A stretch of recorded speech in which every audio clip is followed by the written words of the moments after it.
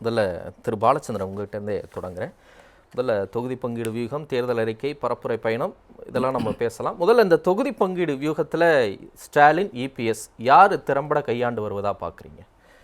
இப்போது நீங்கள் தொகுதி பங்கீடு உறுதி செய்வதில் யார் சிறப்பாக பயணித்தார்கள்னு பார்த்தா இபிஎஸ்ன்னு சொல்லியிருக்கலாம். அவங்க முதல்லையே முடிச்சிட்டாங்கன்னு. ஆனால் நீங்கள் கேட்ட கேள்வி தொகுதி பங்கீடு வியூகத்தில் யார் முந்துகிறார்கள் அப்படின்னு பார்த்தா, வியூகம் அமைச்சது, அந்த வியூகத்தை வந்து சொன்னபடி செஞ்சுக்கிட்டது, சாதிச்சது அப்படின்னு பார்த்தா ஸ்டாலின் தான் முந்தி நிற்கிறார். இப்போ இவர் இபிஎஸ் ரொம்ப பின்னாடி நிற்கலை, ஆனால் அவர் பின்னாடி தான் நிற்கிறார் இந்த விஷயத்தில். ஏன்னா அதிகமாக கட்சிகளை இணைத்து கொண்ட பொழுது இந்த தரம் ஸ்டாலின் அவர்களுக்கு தெரியும், நட்பு கட்சிகளுக்கு ஓரளவு சீட்கள் வந்து கம்மியாக கொடுக்கப்பட வேண்டிய அத்தியாவசியம் இருக்கிறதுன்னு தெரியும். அப்போ அதை வந்து முன்கூட்டி அவங்ககிட்ட சொல்லிட்டு தான் இவங்க வந்து பேச்சுவார்த்தையை ஆரம்பிக்கிறாங்க. பேச்சுவார்த்தை வந்து சுமூகமாக தான் நடந்திருக்கு. அதாவது நிச்சயமாக ஒவ்வொரு கட்சியும் தன் வளர்ச்சியை பற்றி தான் கவலைப்படுவாங்க. அதனால எல்லாருமே வந்து ஏற்கனவே இருந்த இடத்த விட அதிகமாக கொடுங்கன்னு தான் கேட்பாங்க. அந்த கேட்கறதுக்கு அப்புறம் இவங்க வந்து தங்களுடைய நிலைமையை வந்து சொல்லுவாங்க.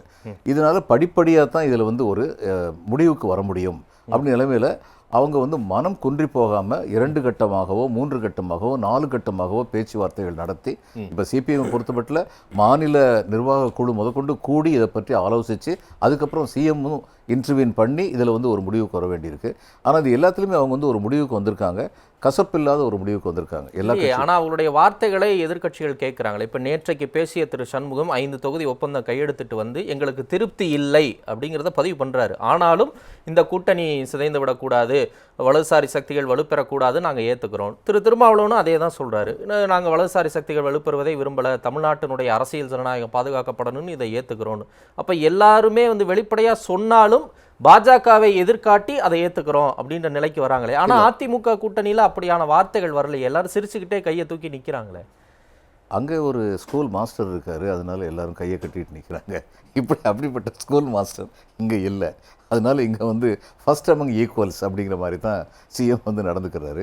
இன்னொன்று, இதே அதிருப்தி வந்து முந்தின தேர்தலையும் வந்து திருமாவளவன் வெளிப்படுத்தியிருந்தார். 6 இடங்கள் என்பது எங்களுக்கு குறைவான இடங்கள் தான், ஆனால் இன்று இருக்கும் முதல் பிரச்சனை ஜனநாயக விரோத சக்திகளுக்கு எதிராக ஒன்று திரண்டு நிற்பது தான், எனவே நாங்கள் இதை ஏற்றுக்கொள்கிறோம் அப்படின்னு சொல்லியிருந்தார். இப்பயும் அதே தான் சொல்கிறாங்க. இப்போ ஒரு கட்சி வந்து எங்களுக்கு 5 இடம் சரியான இடம் தான் சிபிஎம் சொல்லுவாங்க அப்படின்னு நீங்கள் எப்போயாவது எதிர்பார்க்குறீங்களா? அப்படி சொல்லிட்டு அடுத்த தேர்தலுக்கும் அவங்க 5 இடத்த வரை மேலே கேட்க முடியாது. அதனால் எங்களுக்கு திருப்தி இல்லை, ஆனால் ஒரு ஒன்றிணைந்து நாங்கள் நிற்க வேண்டிய அவசியத்தை உணர்ந்து கொள்கிறோம் அப்படின்னு சொல்லியிருக்கிறதுல ஃபீல்டில் வந்து போன தடவை வந்து எலெக்ஷனில் வந்து ஃபீல்டில் எல்லாரும் ஒன்றா தான் வேலை பார்த்தாங்க. இந்த தடவை அது மாதிரி ஒன்றா தான் வேலை பார்ப்பாங்கன்னு நான் எதிர்பார்க்குறேன். சரி, அதிமுகவுடைய தேர்தல் அறிக்கை குறித்த உங்கள் பார்வை என்ன? ஃப்ரிட்ஜ் இலவசம், ரேஷன் கடையில் 1 கிலோ அரிசி, பாமாயில், எண்ணெய் அதெல்லாம் இலவசம், இந்த மாதிரி நிறைய விஷயங்கள் ஏற்கனவே 3 கட்ட வாக்குறுதிகளும் கொடுத்துருக்குறாங்க. இந்த தேர்தல் அறிக்கை மக்களிடையே ஈர்ப்பை பெறும் நீங்கள் நினைக்கிறீங்களா? அதாவது ஃபுட் செக்யூரிட்டிங்கிறது ரொம்ப தேவையான ஒரு காரியம். வளர்ந்து வரும் நாடுகளில் இந்தியாவிலேயே பல மாநிலங்களில் வந்து ஃபுட் செக்யூரிட்டி கிடையாது. இந்த உணவு பாதுகாப்புங்கிறது ஆரம்ப காலத்திலிருந்தே, திராவிட முன்னேற்ற கழகம் 1967 வந்த காலத்திலிருந்தே இந்த உணவு பாதுகாப்பை அவங்க ரொம்ப ஜாக்கிரதையாக கையாண்டிருக்காங்க. அதனால வந்து இன்றைக்கி வந்து கேரளாவும் தமிழ்நாடு வந்து பிலோ பாவர்ட்டி லைன் வந்து இருக்கிறதுலே ரொம்ப கம்மியாக இருக்குது இந்த 2 மாநிலங்களும் தான் அப்படின்னு சொல்லப்படுறதுக்கு காரணமே என்னென்னா இந்த ஃபுட் செக்யூரிட்டி கொடுத்தது தான். இலவசங்கிற வார்த்தை தப்பு, விலை மதிப்பற்றவைன்னு சொல்லணும்னு சொல்லி கலைஞர் வந்து சொன்னார். எது விலை மதிப்பற்றவை? ஒரு ஃபுட் செக்யூரிட்டி கொடுக்குறதும் எதிர்காலத்திற்கு தேவையான பொருட்கள் இவர்களால் வாங்க முடியாது என்று இருக்கும் பொழுது அந்த பொருட்களை அளிப்பதும் விலை மதிப்பற்றவையாக கருதப்படும். ஒரு டிவிங்க வந்து என்டர்டெயின்மெண்ட் மட்டும் கிடையாது, அதில் நியூஸும் பார்க்கலாம். ஒரு லேப்டாப் கொடுக்கும்போது இன்டர்நெட் கனெக்டிவிட்டி கைக்கு வந்த பொழுது உலகத்தையே வந்து மாணவர்கள் பார்த்துக்கலாம். அதனால அந்த பலனை நம்ம பார்த்துக்கிட்டு தான் இருக்கோம். இந்த நான் முதல்வன் ஒரு திட்டம் 1.5 லட்ச ரூபா கொடுக்குறாங்க, 1 லட்ச ரூபா ஒருத்தர் கையில் கொடுக்குறாங்களே அப்படின்னு பேசினா அதில் எத்தனை பேர் அதெல்லாம் வந்து குடிமைப்பணி தேர்வில் வந்து இப்போ இந்த நான் முதல்வன் திட்டத்தினால தான் வந்தேன்னு சொன்னவங்க பல பேர் இருக்காங்க. ஏன்னா அவங்களால அஃபோர்ட் பண்ண முடியாது இந்த 1.5 லட்சத்தை. இது மாதிரிலாம் பார்க்குறோம். அதில் வந்து ஃப்ரிட்ஜ் வந்து தேவையா அப்படின்னு சொல்லி திரு பழனிசாமி அவர்கள் தான் பதில் சொல்லணும். இப்போ கொஞ்ச நேரத்துக்கு முன்னாடி சொல்லிக்கிட்டு இருந்தேன், எங்களுடைய அப்பார்ட்மெண்ட்டில் வேலை பார்க்குற ஒரு பெண்மணி வந்து இதை சேர்ந்தவங்க, திருவண்ணாமலை சேர்ந்தவங்க. அவங்க வந்து என்கிட்ட வந்து கேட்டாங்க, ஐயா சிங்கிள் டோரா டபுள் டோரா அப்படின்னு சொல்லி அவங்க வந்து கேட்டாங்க.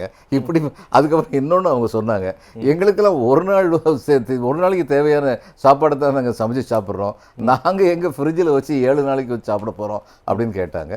இது வந்து தேவையானதுன்னு சொல்லி நான் நினைக்கல. மற்ற இதெல்லாம் வந்து அவங்க சொல்லியிருக்கிறது வந்து இப்போ இந்த ஆயில் கொடுக்கறது, கடுகு எண்ணெய் கொடுக்குறதோ அல்லது நல்லெண்ணெய் கொடுக்குறதோ இந்த மாதிரி விஷயங்கள் வந்து 1 கிலோ பருப்பு 1 லிட்டர் சமையல் எண்ணெய் விலை இல்லாமல் வழங்கப்படும். இதெல்லாம் நிச்சயமாக வந்து வரவேற்க தகுந்தது. ஆண்டுக்கு 3 கேஸ் சிலிண்டர் விலை இல்லாமல் வேலைக்கு செல்லும் மகளிருக்கு 25,000 மானியத்துடன் 5 லட்சம் மகளிருக்கு இருசக்கர வாகனங்கள், மாற்றுத்திறனாளி கூட்டுறவு வேலைக்கு செல்லும் மகளிருக்கு எதுக்கு மானியம்? வேலைக்கு செல்ல இந்த அன்எம்ப்ளாய்மெண்ட் அலவன்ஸ் தான் பல நாடுகளில் கொடுக்குறாங்க. வேலைக்கு செல்லுகின்ற மகளிருக்கு எதுக்கு மானியம்ங்கிறது எனக்கு வந்து விளங்கலை. I really do not no.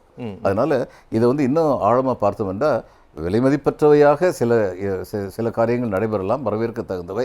ஆனால் அதற்கு இதை வச்சு எல்லாமே வந்து இந்த மாதிரி ஃப்ரிட்ஜு இந்த மாதிரி கொடுக்குறது அப்படிங்கிறது வந்து எந்த அளவுக்கு தேவையானதுங்கிறது எனக்கு தெரியலை. அஃபோர்டபுளாக இவரே தான் சொல்லியிருக்கிறாரு, இதெல்லாம் வந்து கொடுத்துக்கிட்டே போனால் கடன் வாங்கிக்கிட்டே போகிறீங்களேன்னு சொல்லியிருக்காரு.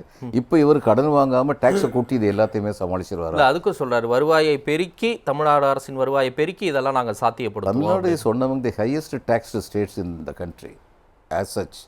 இவங்க இன்னும் என்ன டேக்ஸ் போட போகிறாங்க எனக்கு தெரியல. அதனால் அதுக்கப்புறம் மறுபடியும் சொல்கிறேன், லேப்டாப்பு ஒரு மாணவனுக்கு கொடுக்குறது கடன் வாங்கி கூட கொடுக்கலாம். அது அந்த மாணவனுடைய அறிவு வளர்ச்சிக்கு பயன்படுகிறது, அவனுடைய இதை அறிவை விரிவாக்குவதற்கு பயன்படுது, எத்தனை விஷயம் சொல்லலாம்.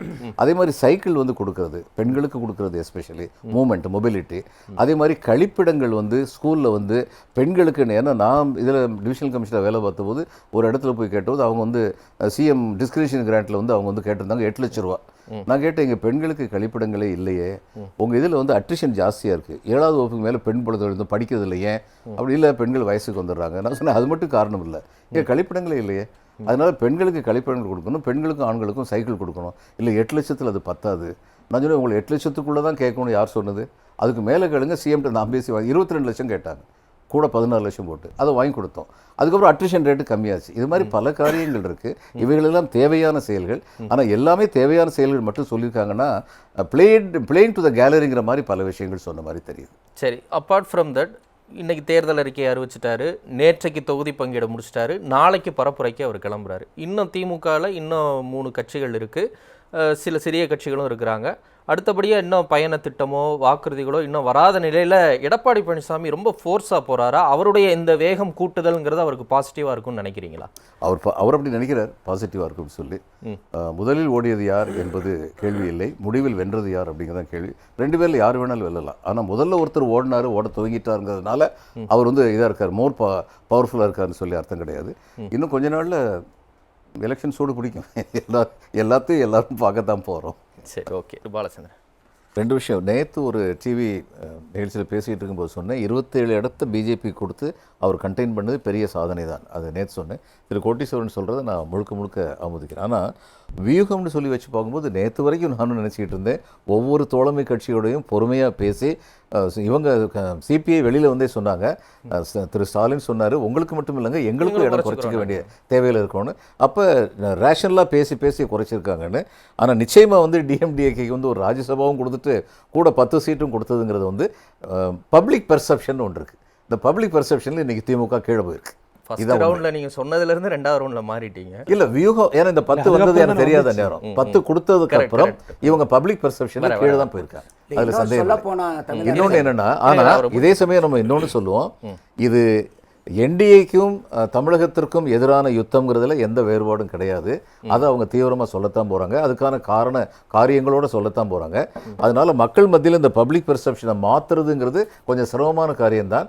ஆனால் எதற்காக நாங்கள் இப்படி கூட்டணி அமைத்திருக்கிறோன்னு பேசும்போது இவங்க கம்யூனிஸ்ட் கட்சிகள், விடுதலை சிறுத்தைகள்லாம் பெருந்தன்மையோட அதையே தான் பேச போகிறாங்க. But all set and ton இவங்களுக்கு 10 சீட்டு கொடுத்ததுங்கிறது வந்து நடுநிலைமையாக ஜனநாயகம் காப்பாற்றப்பட வேண்டும்ங்கிறதுக்காக திமுக கூட்டணியை ஆதரிக்கிறவங்களை கூட சமாதானப்படுத்தாது. சரி, இது கூட்டணிக்குள்ள ஏதாவது குழப்பத்தை ஏற்படுத்துமா? ஓட் டிரான்ஸ்ஃபர் ஆகாது, அவங்க எப்படி மனசார போய் அந்த அளவுக்கு போகும் நான் நினைக்கல. ஆனால் கசப்பு இருக்கும். ஒரு 12 மணி நேரம் உழைக்கிறவர் வந்து 6 மணி நேரம் உழைச்சிட்டு மீதி நேரம் வீட்டில் உட்காந்துருந்தாருன்னா அது வந்து ஒரு கசப்பை காட்டுற மாதிரி தானே இருக்கும். அது மாதிரிப்பட்ட கசப்பு இருக்க தான் செய்யும். எந்த விதத்தில் இவங்களுக்கு 10 சீட்டு கொடுத்து வந்து ஜஸ்டிஃபை பண்ண முடியாது.